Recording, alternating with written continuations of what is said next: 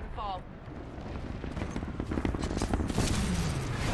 Yeah, we're going to be talking about a different game this time. Titanfall 2 is probably the greatest third-party Source Engine game, and nothing comes close to it.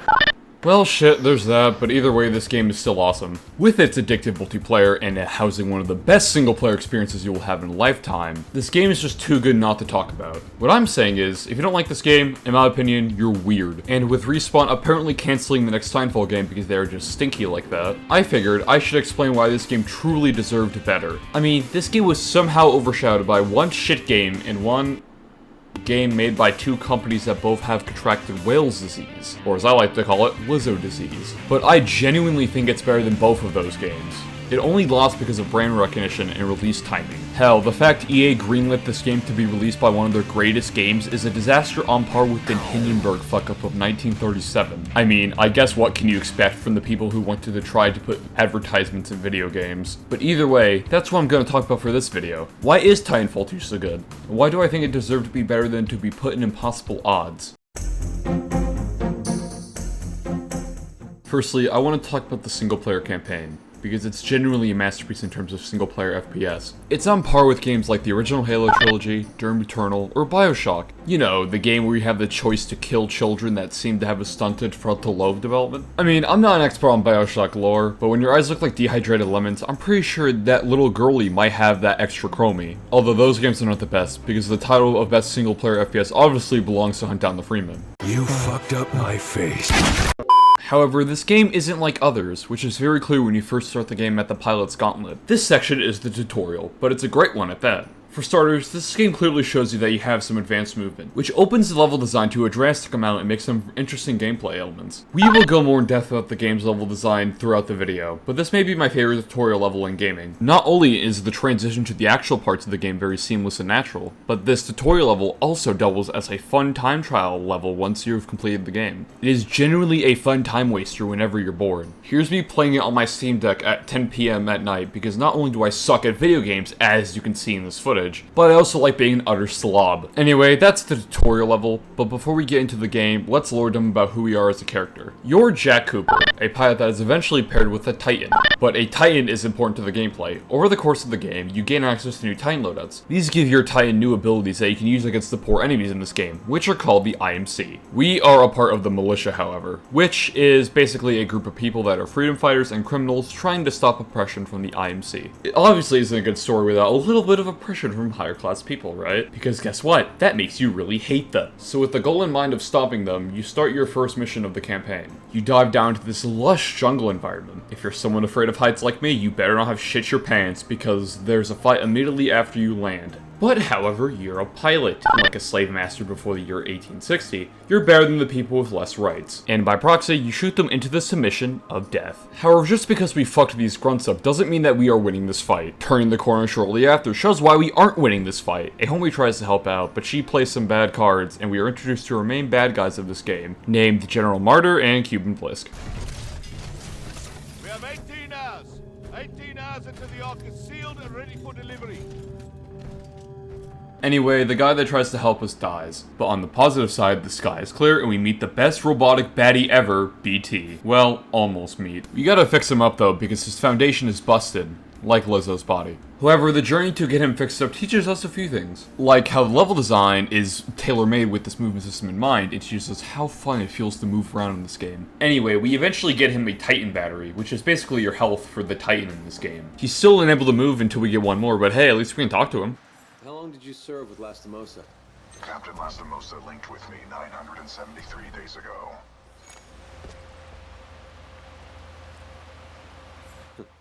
That's longer than any relationship I've had.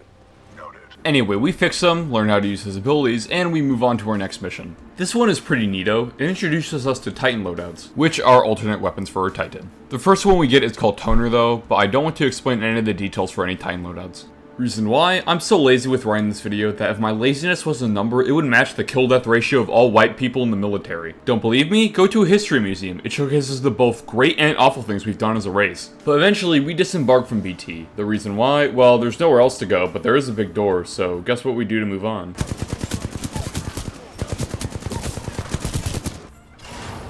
Maintenance We open the door, duh. Although, unfortunately, we must abandon BT for a bit. But that's okay, he'll be fine. During his occasional lore dumps, though, we fight tons of enemies. I gotta say, though, I do really like this mission. Running across walls from pipe to pipe in this bloody sewer is a fun experience. But eventually, we relink with BT, and we meet our first main boss, known as Kane. We just murder him and move on. We also do get a new Titan loadout here called Scorched. It's basically just slightly worse thermite grenades. Nothing much else to add. You also do get another one later called Brute, but let's get back to the actual mission. We are at, honestly, I don't know, some IMC facility, but either way, we activate the cargo lift, but some absolute pure robotic bitch decides to kidnap our wife. I mean BT, whoops, sorry.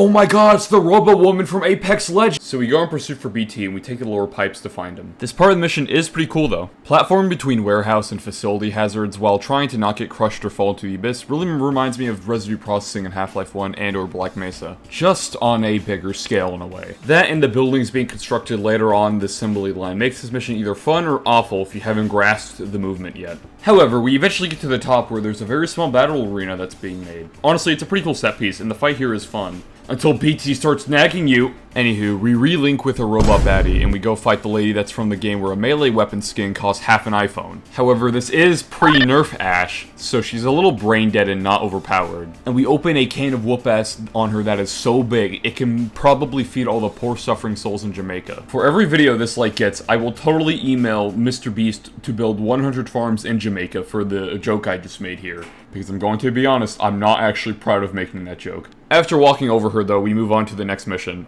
Also, I love how Cooper has his own diary and changes it every mission and is accessible in the pause menu. Just thought that was something to note in this poorly made video essay. I'm sorry, the script is awful. Anyway, we are in the mission Cause and Effect. In this level, some funky time travel shit is going on. One second, we are in a thriving laboratory, and the next second, we are probably in a rundown facility with so much foliage that the leaf count in this facility could probably outweigh the population of every prayer God has ignored. Nonetheless, we relink with BT for the 47th time, and we go off to retrieve Anderson's helmet. Lucky for us, he is dead in the ceiling, and we basically grope him by the neck and give his helmet back to BT. Unfortunately for us, the data we need in the helmet is just incomplete, just like Counter-Strike 2. So of course, we must go finish that intel. However, on the plus side, we do get an awesome new highly priced Rolex that Ricegum would buy. Okay, seriously though, this timed wristwatch is so fun. Running through two versions of this level while using the watch to progress past certain obstacles is really clever design. It is just super fun to wall run cross space and time. The fact this game somehow runs in the source engine is fucking wild to me, because otherwise I wouldn't be making a video about it. Either way, we complete the dataset we need, and we relink with BT for the 59th time. Shortly after this though, we get our 5th Titan loadout. This one's pretty cool, but who gives a shit when this spinny thing explodes? Apparently this big massager is called the Arc, and scanning it causes us to wake up a few moments later. But without our cool Rolex though, fuck, I'm sad. Nonetheless, we relink with our local militia fleet. We also do get another Titan loadout here, but I rarely use this one because we literally got one 5 seconds ago in ADHD time. Poor Titan loadout placement aside, we must locate an arc tool. This mission also has a new unique mechanic called these electric walls that slowly slow you down if you get too close to them. I know that was a long mouthful, but it's honestly surprisingly alright. Usually when games use slow effects, it's usually super unfun, or negligible. This is why almost every MOBA is dog shit. Except for you, Deadlock, I love you, but in all seriousness, we get what we're looking for and we start heading back. On the unfortunate side, we have to dodge these fans, which are honestly probably the most unfun way to die in this game. I mean, this mission is still enjoyable, but it feels bad being blown from behind. Later though, all the times it got your back blown forward was worth it, because this awesome spectacle scene was worth it as a whole.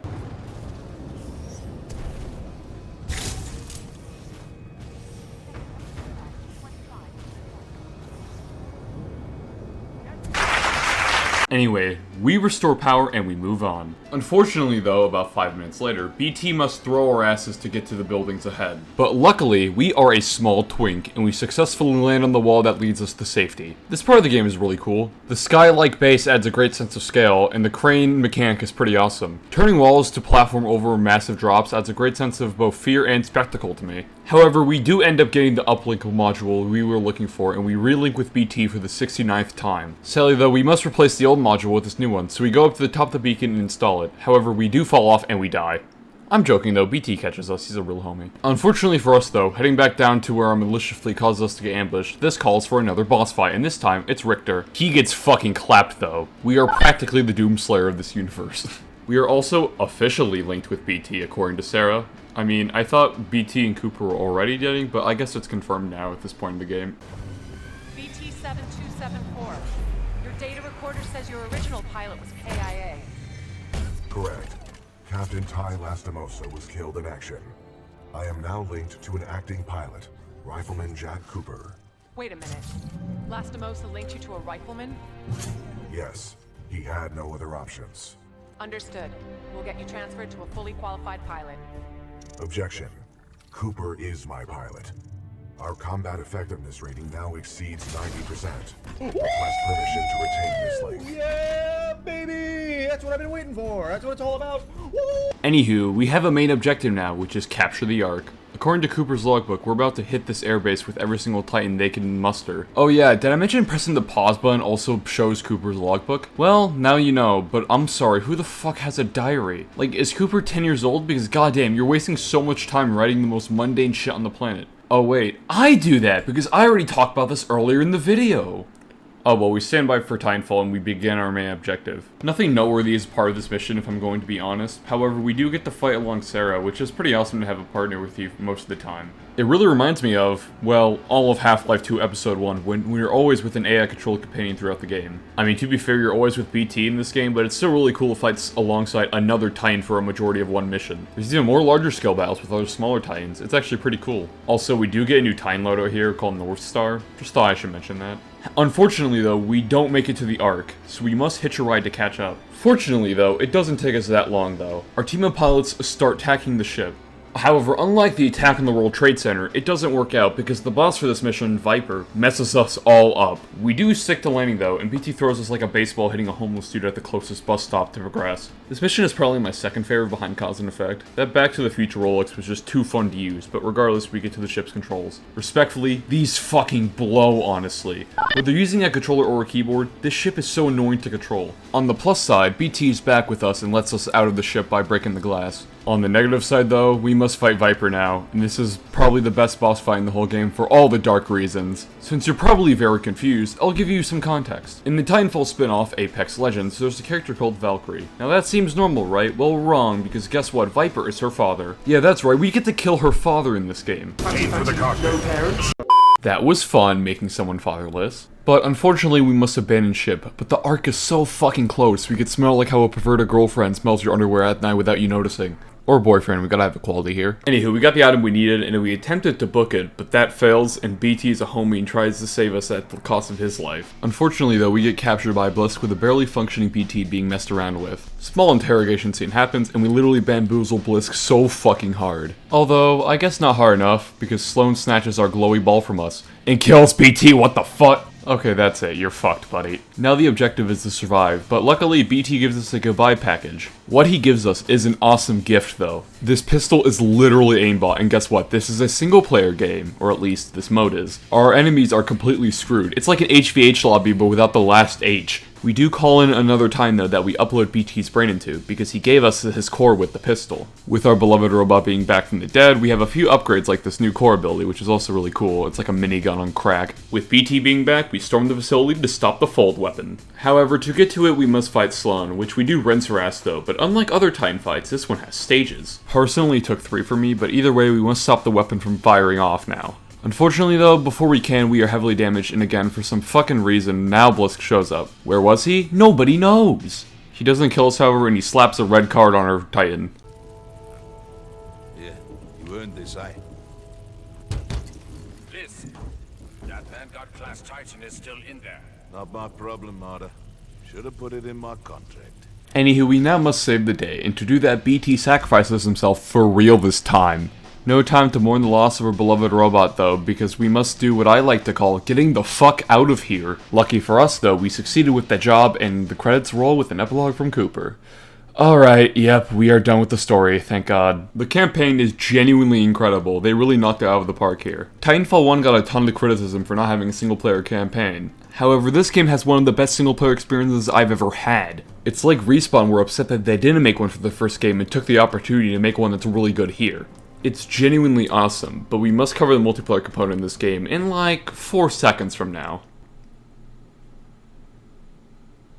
Okay, roll the transition. I'm done making this joke about milking watch time for my small viewer base.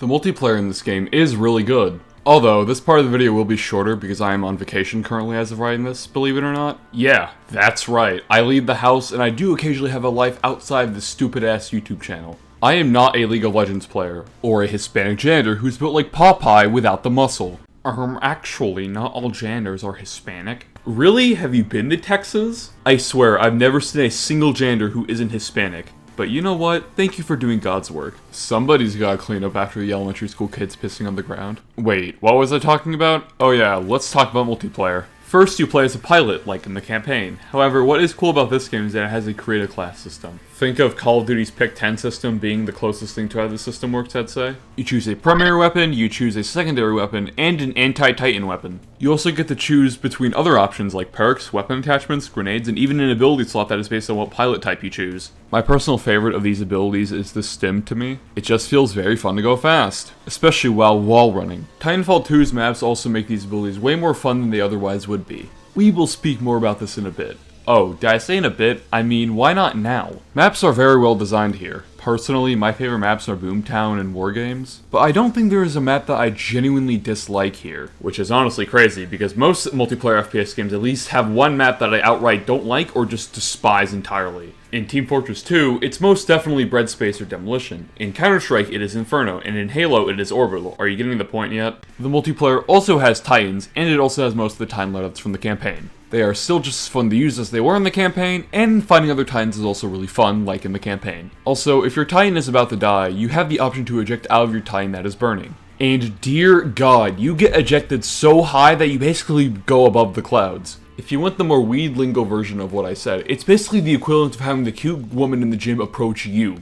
Which is basically never, because that fantasy only happens if you're tripping massive balls. I also mentioned that the pilots have abilities for when you're on foot too. These range from cool sim ability to awesome feeling grappling hook. I kinda glossed over them a little bit earlier, but some of these abilities would be incorporated later in Apex Legends. So if you happen to have played that microtransaction hellscape and want it in the basic bitch terms, Stim is Octane, Grapple is Pathfinder, Phase Shift is Wraith, you get the picture. As for game modes, you have a plethora of them to choose from. From your basic bitch team deathmatch to capture the flag, I think there's something that will stimulate everyone's G-spot here. Personally, my favorite game mode is Bounty Hunt. Think of it like player destruction in the other TF2, except it's actually good and fits in with the game. Sorry, not sorry to the 5 player destruction fans watching this video. I think the worst game mode here is CTF because, oh my god, this is hell. The few times I actually got a match of it, of course. Matches last a minimum of 3 minutes because some asshat is so good at this game, he literally wipes the floor and wins the match by carrying the flag back and forth over and over. It's pure hell for me, but it's not like you're getting to a CTF match in the first place.